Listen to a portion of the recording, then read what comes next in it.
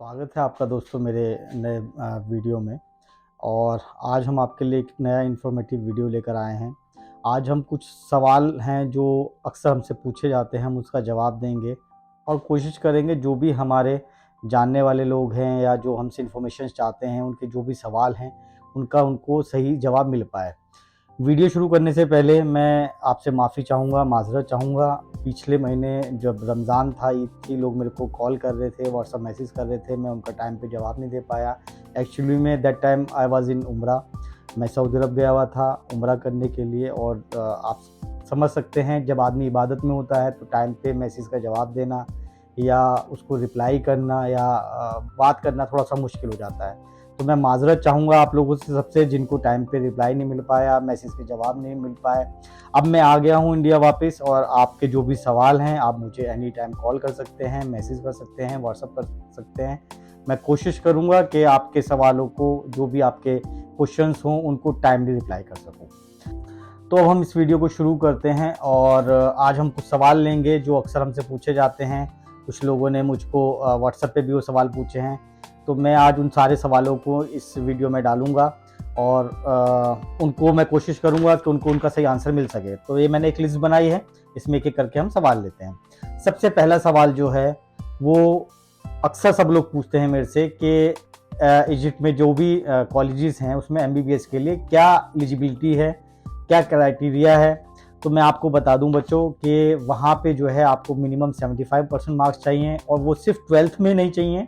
आप वहाँ पे जो वो परसेंटेज लेते हैं वो आपकी 10वीं के 4 सब्जेक्ट, उस जिसमें एक लैंग्वेज और 3 मेन सब्जेक्ट। जैसे अगर आपने हिंदी और इंग्लिश लिया हुआ है लैंग्वेज में, तो आपका एक सब्जेक्ट उसमें जुड़ेगा हिंदी और आइदर इंग्लिश। उसके अलावा आपके जो मेन सब्जेक्ट हैं, सोशल साइंस, साइंस, मैथ, ये आपके जुड़ेंगे। ना कि आपने अगर कुछ आर्ट्स लिया है, फिजिकल एक्टिविटीज़ लिए हैं, वो सब नंबर काउंट नहीं होते।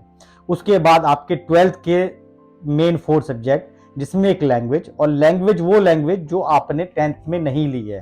फॉर एग्जाम्पल, अगर 10th में आपने हिंदी ली है या आपकी कोई लोकल लैंग्वेज ली है, आप लोकल लैंग्वेज भी ले सकते हैं, तो 12th में आपकी इंग्लिश लगेगी, हिंदी को अब आप नहीं ले सकते हैं। और अगर आपने 10th में कोई लोकल लैंग्वेज ली है, तो आप इधर हिंदी और इंग्लिश कोई भी लैंग्वेज का ले सकते हैं। प्लस 3 जो है आपके सब्जेक्ट, फिजिक्स, केमिस्ट्री, बायोलॉजी, ये 4 12th में और 4 सब्जेक्ट 10th में। इन टोटल 8 सब्जेक्ट का आप जो है कैलकुलेट करेंगे। 75% मार्क्स आपके उसमें निकलने चाहिए। अगर आपके 75% मार्क्स उसमें निकलते हैं तो यू आर एलिजिबल अप्लाई करने के लिए कायरो इजिप्ट के किसी भी यूनिवर्सिटीज़ में। तो ये तो आपको मैंने बता दिया। दूसरा, वहाँ पे क्या क्या डॉक्यूमेंट्स चाहिए, जो अक्सर पूछा जाता है। डॉक्यूमेंट्स के लिए आपको वहाँ पे माइग्रेशन सर्टिफिकेट लगेगा 12th का, 10वीं और 12वीं का स्कोर कार्ड जो आपका होता है, जिसको आप मार्कशीट कहते हैं, वो लगेगा। बर्थ सर्टिफिकेट लगेगा आपका, फोटोज़ लगेंगे आपका कैरेक्टर सर्टिफिकेट लगेगा, आपका टीसी लगेगा। और ये सारे डॉक्यूमेंट्स, और पासपोर्ट तो मैंडेटरी है ही, और ये सब डॉक्यूमेंट्स आपके जो है ओरिजिनल लगेंगे। ऐसा नहीं है जैसे दूसरी कंट्रीज में होता है कि आपने फोटोकॉपी भेज दिया और आपका एडमिशन हो गया, बाद में आपने ओरिजिनल सबमिट कर दिए। इजिप्ट में ऐसा बिल्कुल भी नहीं है। आप जब अप्लाई करोगे, फोटोकॉपी के बेस पे आप अप्लाई कर लोगे, लेकिन आपको at the time of initial letter जो आपको वहाँ पे मिलेगा, जब आप एडमिशन के लिए जाएंगे, तो आपको ओरिजिनल डॉक्यूमेंट्स लगेंगे आपके वहाँ पहुँचने से पहले पहले। अगर आप सोचते हैं कि आपको इस साल इजिप्ट के लिए अप्लाई करना है, तो आप अपनी डॉक्यूमेंटेशन जो है पूरी पहले करके रखें। ठीक है, आप एजेंट के थ्रू जाए या आप डायरेक्ट जाए, आपके पास सारे डॉक्यूमेंट ओरिजिनल होने चाहिए। वैलिड पासपोर्ट होना चाहिए आपके पास। अब हम चलते हैं अपने नेक्स्ट क्वेश्चन की तरफ, जो कि है अक्सर पूछा जाता है कि वहाँ पे किस लैंग्वेज में कोर्स होता है। तो मैं आपको बता दूं, वहाँ पे जो वहाँ की लोकल लैंग्वेज है वो बेशक से अरबी है, लेकिन इंटरनेशनल स्टूडेंट्स के लिए वहाँ पे जो कोर्सेज है, एमबीबीएस जो होता है, वो इंग्लिश में होता है, और सारे प्रोफेसर्स वहाँ इंग्लिश में बात करते हैं। तो आपके बच्चे को वहाँ पे किसी भी तरह की कोई प्रॉब्लम नहीं आने वाली है। आपके बच्चा वहाँ पे जो है स्टडी जो करेगा वो टोटल इंग्लिश में करेगा। नेक्स्ट क्वेश्चन है कि वहाँ के कॉलेजेस जो हैं, उनकी जो स्टडी है वो किस तरह की है। तो मैं आपको बता दूं, इजिप्ट के जितने भी कॉलेजेस हैं वो सब पब्लिक यूनिवर्सिटीज़ हैं, सरकारी यूनिवर्सिटीज़ हैं। और अगर आप उसको कंपेयर करोगे इंडिया की यूनिवर्सिटीज़ से, तो मुझे लगता है कि जैसी यहाँ पे सरकारी कॉलेजेस में पढ़ाई होती है, या तो उससे बेहतर वहाँ पे पढ़ाई होती है या उसी के बराबर पढ़ाई होती है। और अगर आपको उनकी रैंकिंग चेक करनी है तो आप रैंकिंग चेक कर सकते हो गूगल पे, वो हाईएस्ट है इंडिया के मुकाबले। तो एजुकेशन के मामले में वहाँ पे कोई कंप्रोमाइज़ नहीं है, वहाँ पे क्वालिटी ऑफ एजुकेशन जो है आपको अच्छा मिलेगा। अगला क्वेश्चन है कि वहाँ पे जो है एडमिशन का प्रोसेस कब स्टार्ट होता है। तो मैं आपको बता दूँ, वहाँ पे जो एडमिशन प्रोसेस स्टार्ट होता है वो जुलाई एंड में और अगस्त में जो पोर्टल्स हैं वो खुल जाते हैं। और अगर आपको किसी एजेंट के थ्रू जाना है तो आपको जो है टाइम से पहले उसके पास अपना रजिस्टर्ड करा लेना चाहिए, क्योंकि एजेंट्स के पास जो है मार्च के बाद से ही लोग कॉल्स करने लगते हैं और सीट्स वहाँ पे लिमिटेड होती हैं। तो ऑब्वियसली कोई भी एजेंट होगा तो उसके पास जो पहले आएगा वो उसको प्रियोरिटी देगा। कहीं ऐसा ना हो कि आप जुलाई अगस्त के इंतज़ार में रहें और उस वक्त तक उस एजेंट के पास या सारे एजेंटों के पास जो है सीटें ऑलमोस्ट फुल हो चुकी हों, वो आपको फिर लास्ट में रखे। आपको बोल तो देंगे वो कि एडमिशन हो जाएगा, लेकिन उस टाइम पे हो सकता है आपको अपनी पसंद का कॉलेज ना मिले या आपको कॉलेज ही ना मिले, आपको फिर नेक्स्ट ईयर पे जाना पड़े। तो मेरा आपको सजेशन ये है कि आप जुलाई अगस्त का इंतज़ार ना करें। अगर आपको एजेंट के थ्रू जाना है, आप टाइम रहते जो है अपना रजिस्ट्रेशन उनके पास करा लें। और अगर आपको डायरेक्ट अप्लाई करना है तो आप जो है फिर वेट करें, जुलाई अगस्त में उसका पोर्टल खुलेगा, उसमें आप जो है डायरेक्ट जाके अप्लाई कर सकते हैं। ओरिजिनल डॉक्यूमेंट्स आपको अपने साथ कैरी करने पड़ेंगे। वहाँ पे आपको हो सकता है विजिट भी करना पड़े, अटेस्टेशन भी करानी पड़े यहाँ से मिनिस्ट्री से, तो ये सब आपको काम खुद देखने पड़ेंगे। तो आप मेंटली इस चीज़ के लिए प्रिपेयर रहें। अगला सवाल है जो अक्सर लोग वहाँ पे पूछते हैं, क्या बच्चे वहाँ पे पार्ट टाइम जॉब कर सकते हैं और अपना एजुकेशन का खर्चा निकाल सकते हैं। तो मैं बता दूँ, इजिप्ट गवर्नमेंट ऐसा कुछ भी जो है आपको छूट नहीं देती है कि आप वहाँ पे जाके स्टडी के लिए जाएँ तो पार्ट टाइम जॉब कर लें। वहाँ पे आपको इनफैक्ट तो इतना टाइम ही नहीं मिलेगा, आपको इतनी पढ़ाई करनी पड़ेगी कि अगर आपको एमबीबीएस वहाँ पे क्लियर करना है तो आपको इतना वहाँ पे जो है टाइम देना पड़ेगा अपनी स्टडी को कि आपके पास वक्त ही नहीं बचेगा कि आप पार्ट टाइम जॉब करें। अगर आप वहाँ पे मिनिमम 4 से 5 घंटा नहीं पढ़ेंगे तो आप पास नहीं हो पाएंगे। और इजिप्ट इस मामले में कोई कंप्रोमाइज़ नहीं करता है। अगर आप वहाँ पे पास नहीं होते हैं तो वो आपको जो है किसी भी सूरत में आपका एमबीबीएस क्लियर नहीं करेंगे। वहाँ पे आपको पास होने के लिए पढ़ाई करनी ही पड़ेगी। तो आप पार्ट टाइम का जो जॉब करने का प्लान आपके मन में है, आप उसको मन से निकाल दें तो वो बेहतर होगा। अगला सवाल है कि वहाँ पे रहने के लिए और खाने के लिए कितना खर्चा लगता है। तो मैं आपको बता दूं, अगर आप हॉस्टल लेते हैं तो हॉस्टल में ऑलमोस्ट $200 के आसपास आपका रहना, खाना, आपका ट्रांसपोर्टेशन, आपका मोबाइल, ये आपका ऑलमोस्ट उसमें कवर हो जाता है। और अगर आप प्राइवेट अपार्टमेंट में जाते हैं जो कि वहाँ पे लग्जीरियस होते हैं, अपार्टमेंट में आप शेयरिंग बेसिस पे जाएंगे, 2 या 3 बच्चे मिलके 3 बेडरूम 2 बेडरूम अपार्टमेंट ले लेते हैं, जिसमें आपको कुछ नहीं करना होता है। गैस कनेक्शन होता है, आपका फ्रिज होता है, एसी सब कुछ वहाँ लगा होता है, बेड वेड एवरीथिंग सब कुछ आपका होता है। तो उसमें आपका रहने और खाने का और मोबाइल का और ट्रांसपोर्ट का खर्चा ऑलमोस्ट $125 से $150 तक भी आ सकता है। तो ये आपकी चॉइस है कि आपको क्या करना है। प्राइवेट अपार्टमेंट भी एक अच्छा ऑप्शन है वहाँ पे, अगर आपको कॉस्ट कटिंग करनी है। अगला सवाल है जो अक्सर लोग पूछते हैं अपने बच्चियों को लेकर, और वो वरीड होते हैं कि वहाँ पे बच्चियों के लिए सेफ़ है कि नहीं है। तो मैं आपको बता दूँ, इजिप्ट 100% सेफ़ है गर्ल्स के लिए।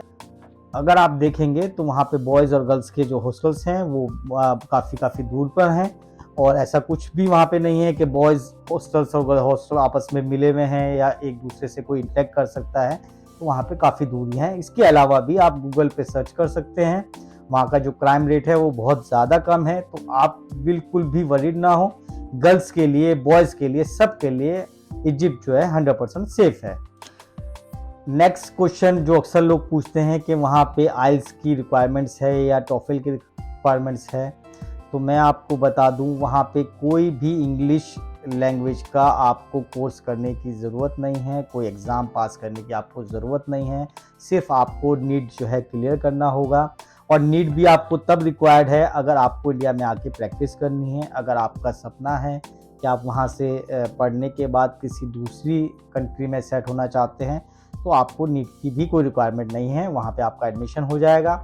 आप एडमिशन करा के जो है आप किसी दूसरी कंट्रीज़ में वहाँ का एग्ज़ाम के लिए बैठ सकते हैं, और अगर आपका एग्ज़ाम क्लियर हो जाता है तो आप वहाँ से एमडी कर सकते हैं और फिर पीआर ले सकते हैं। अगला सवाल है हमारा, जो अक्सर लोग पूछते हैं कि वहाँ पे स्कॉलरशिप है कि नहीं है। तो मैं आपको बता दूँ, स्कॉलरशिप वहाँ पे मिलती है कुछ केसेस में, लेकिन उसके लिए आपको अपनी कंट्री की जो इजिप्ट एम्बेसी है, आपकी कंट्री में, आपकी सिटी में जो इजिप्ट का काउंसलेट है, आपको वहाँ पे जाके बात करनी होगी। वो आपको प्रोसेस बता देंगे किस तरह से आपको अप्लाई करना है। अगर आप एलिजिबल हैं तो आपको स्कॉलरशिप मिल जाएगी। तो इसके लिए आपको काउंसलेट ऑफ इजिप्ट से बात करनी होगी इंडिया के अंदर, अगर आप इंडिया से अप्लाई कर रहे हैं। अक्सर वहाँ पे लोग पूछते हैं कि क्लिनिकल रोटेशन आपका कब स्टार्ट होगा। तो मैं आपको बता दूं, जो क्लिनिकल रोटेशन है वो आफ्टर 3 ईयर्स स्टार्ट होता है। 3 साल के बाद आपको जो है हॉस्पिटल में जाने की परमिशन होती है। आप डायरेक्ट पेशेंट से इंटरेक्ट हो सकते हैं, आप पेशेंट से बात कर सकते हैं, आपके साथ सीनियर डॉक्टर होंगे, वो आपको बताएंगे। तो आपको वहाँ पे क्लिनिकल रोटेशन के लिए कोई प्रॉब्लम नहीं है, और आफ्टर 3 ईयर्स आपका वहाँ पे क्लिनिकल शुरू हो जाएगा। अगला सवाल जो अक्सर पूछा जाता है मेरे से, और ज़्यादातर लोग जो है इसको लेके वरीड भी होते हैं कि हम इजिप्ट से पढ़ने के बाद इंडिया में आके हमें इंटर्नशिप करना है या नहीं करना है, और यहाँ पे हमारा जो मेडिकल काउंसिल ऑफ इंडिया का एग्ज़ाम हम वो निकाल भी पाएंगे या नहीं निकाल पाएंगे। तो मैं आपको बता दूँ, वहाँ से पढ़ने के बाद आपको यहाँ पे 1 साल की इंटर्नशिप ज़रूर करनी है। वहाँ 2 साल की इंटर्नशिप है, लेकिन कुछ केसेस हैं जो अभी मुझे पता लगे हैं कि 1 साल की इंटर्नशिप के बाद भी वो लोग जो है आपको अलाउ करते हैं कि वहाँ का आप लोकल जो लाइसेंस का एग्ज़ाम है वो क्लियर कर लें, और उसके बाद आप इंडिया में 1 साल की प्रैक्टिस कर लें। तो ये आपको अभी थोड़ा सा और वेट करना पड़ेगा। अभी बिल्कुल प्रॉपर इन्फॉर्मेशन मेरे पास नहीं है, लेकिन इस तरह के कुछ केसेस हैं जो मेरे नज़र में आए हैं, और मेरे पास लाइसेंस की भी उनकी कॉपी आई है, जिन्होंने वहाँ से इजिप्ट से अप्लाई किया 1 साल की इंटर्नशिप के बाद, और उनको लाइसेंस मिल गया है और वो अब इंडिया आ रहे हैं। तो कुछ टाइम बाद ये पिक्चर बिल्कुल क्लियर हो जाएगी, तो आप थोड़ा सा वेट कीजिए। मुझे जहाँ तक समझ में आ रहा है, आप 1 साल की इंटर्नशिप करने के बाद यहाँ पे इंडिया में आ सकते हैं, और इंडिया में 1 साल की इंटर्नशिप करके आप अपना लाइसेंस का एग्ज़ाम दे सकते हैं। एक सवाल मेरे सामने अक्सर आता है, और लोग मेरे से पूछते हैं कि इजिप्ट से अगर हम कर लेते हैं तो हमारे फ्यूचर के लिए क्या हमारे पास ऑप्शंस हैं। तो मैं आपको बता दूं, अगर आप इजिप्ट से एमबीबीएस करते हैं तो आपको जर्मनी में एमडी करने के लिए कोई एग्ज़ाम देने की ज़रूरत नहीं है। आपको बेसिक लैंग्वेज कोर्स करना है, और आप वहाँ जाके अपनी एमडी कर सकते हैं, और आफ्टर एमडी कंप्लीट होने के बाद आप पीआर के लिए अप्लाई कर सकते हैं। इसके अलावा सऊदी अरब के लिए आपको कोई एग्ज़ाम नहीं देना है, वहाँ आप प्रैक्टिस कर सकते हैं। मिडिल ईस्ट में बहुत सारी कंट्रीज़ हैं जो आपको प्रैक्टिस के लिए अलाउ करती हैं विद द इजिप्ट का जो एमबीबीएस की डिग्री है उसके साथ। दुबई का जो एग्ज़ाम है वो 10 में से 9 बच्चे क्लियर कर लेते हैं इजिप्ट से पढ़ने वाले। इसके अलावा अगर आपका सपना है यूएस, कनाडा या यूके में बसने का, तो मैं आपको बता दूं, यूके का जो एग्ज़ाम है पी लैब, मोर देन 80% बच्चे वहाँ के निकाल देते हैं। इसके अलावा जो आप गूगल सर्च करेंगे तो आप देखेंगे मोर देन 70% बच्चे यूएस का जो यूएस एमडी का एग्ज़ाम है वो क्लियर कर लेते हैं, और यूएस में जाके अपना एमडी करके सेट हो जाते हैं। तो वहाँ पे पढ़ने वाले बच्चे, मैक्सिमम बच्चे जो है बहुत अच्छा उनका फ्यूचर रहता है, जो अगर पढ़ने वाले बच्चे हैं। अगर आप पढ़ेंगे तो 100% आपका फ्यूचर बहुत ब्राइट है। आप किसी भी एक क्लास कंट्री में जाके अपना सेट हो सकते हैं, और इसके लिए आप गूगल पे भी चेक कर सकते हैं। आपको गूगल पे उसका जो है सारा डेटा मिल जाएगा। वहाँ की जितनी भी यूनिवर्सिटीज़ हैं वो टॉप क्लास यूनिवर्सिटीज़ हैं। उनकी जो वर्ल्ड रैंकिंग है वो आपको बहुत हाई मिलेगी। इनफैक्ट इंडिया के जो मेडिकल कॉलेजेस हैं उनसे भी आपको हाई मिलेगी। तो आप इसके लिए आप खुद गूगल से चेक कर सकते हैं। ये डेटा जो है सारा गूगल पे अवेलेबल है। एक क्वेश्चन मेरे पास आया था जब मैं सऊदी अरब में था, उनका कुछ ट्रांसफ़र केस था। वो ये कह रहे थे कि उन्होंने यूक्रेन से जो है 1 साल की जो है एजुकेशन ली है उनके बच्चे ने, और वो चाहते हैं कि उसका ट्रांसफ़र जो है अब इजिप्ट में हो जाए। तो मैं आपको बता दूं, इस तरह के केसेस बहुत सारे हैं जो चाहते हैं कि हमारा ट्रांसफ़र हो जाए, लेकिन इजिप्ट इन सब चीज़ों को लेके बहुत सख्त है, और इजिप्ट इसके लिए अलाउ नहीं करता है अनटिल अनलेस उनका जो एजुकेशन सिस्टम है, जिस कंट्री से आपने पढ़ाई की है, वो इजिप्ट के जो एजुकेशन का जो इनकी क्राइटेरिया है, इनकी जो क्वालिटी ऑफ स्टैंडर्ड्स है, उसको बीट ना करता हो। अगर इजिप्ट को लगता है कि जिस कंट्री से आप आ रहे हैं वो कंट्री की एजुकेशन लेवल उनके स्टैंडर्ड को मैच करता है, तो वो आपको अलाउ करेंगे, अदरवाइज़ वो आपको अलाउ नहीं करेंगे। और ये इतना इजी भी नहीं है, ये थोड़ा सा डिफ़िकल्ट है। तो अगर आप ट्रांसफ़र लेना चाहते हैं तो आपको बहुत ज़्यादा एक्सरसाइज करनी पड़ेगी।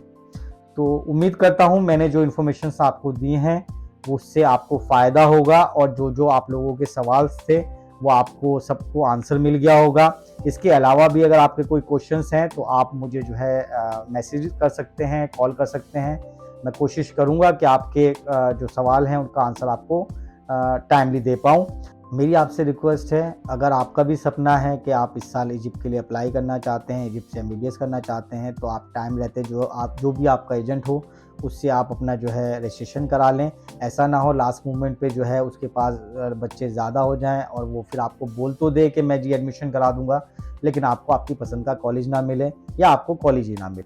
अगर आपको ये वीडियो मेरा इन्फॉर्मेटिव लगा हो तो मेरा आपसे रिक्वेस्ट है, इसको सब्सक्राइब करें, शेयर करें और अलार्म पे क्लिक करें, ताकि जब भी कोई नया वीडियो आए तो आपको उसका अलर्ट मिल सके। धन्यवाद।